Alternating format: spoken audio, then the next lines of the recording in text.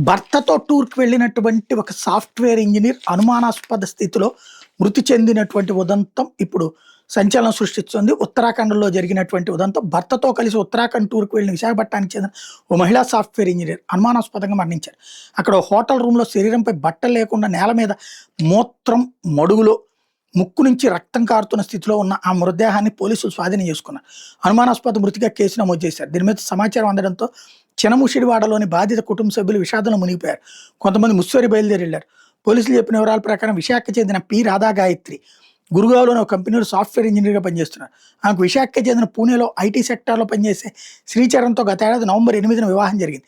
గాయత్రి ఢిల్లీలోని కిద్వాయ్ నగర్ ఈస్ట్‌లో నివాసం ఉంటుంది. వీళ్ళిద్దరూ కలిసి విహారయాత్రలో భాగంగా ఉత్తరాఖండ్ వెళ్లారు. ఈ నెల 13న శనివారం ఢిల్లీ నుంచి రిషికేష్‌కి ప్రయాణించారు. ఆ తర్వాత రోజు ఆదివారం రాత్రి ముస్సోరి సమీపంలోని తిప్రిదార్ కియానా హోమ్ స్టే అనే హోటల్‌కి చేరుకున్నారు. రాత్రి 11:30 గంటల ప్రాంతంలో రూమ్‌కి వెళ్లారు. భర్త చెప్పిన దాని ప్రకారం భార్యాభర్తలిద్దరూ రాత్రంతా మద్యం తాగారు. తెల్లవారుజామున 3:30 గంటలకు నిద్రపోయారు. ఈ క్రమంలో ఉదయం లేచి చూసేసరికి గాయత్రి ఒంటి మీద బట్టలు లేకుండా నేల మీద మూత్రం మడుగులో ముక్కు నుంచి రక్తం కారుతున్న స్థితిలో కనిపించింది నా భర్త శ్రీచరణ్ చెప్తున్నారు.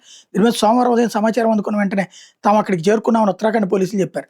ఘటనాస్థలంలోనే ఆ మృతి చెందినట్టు అంబులెన్స్ సిబ్బంది నిర్ధారించారు. మృతురాలి శరీరం నగ్నంగా ఉండటం, బెడ్షీట్ మీద రక్త మార్కులు ఉండడానికి గుర్తించామని చెప్పారు. అలాగే రూమ్‌లో ఉన్న 2 ఖాళీ లిక్కర్ బాటిళ్లు, ఆహార పదార్థాలను స్వాధీనం చేసుకున్నామన్నారు. గాయత్రి మృతదేహాన్ని పోస్ట్‌మార్టం నిమిత్తం డెహ్రాడూన్‌లోని ఓ ఆసుపత్రికి తరలించారు. శవ పరీక్షను కెమెరాలు రికార్డు చేయాలని వైద్యులను కోరినట్టు ఉత్తరాఖండ్ పోలీసులు చెప్పారు.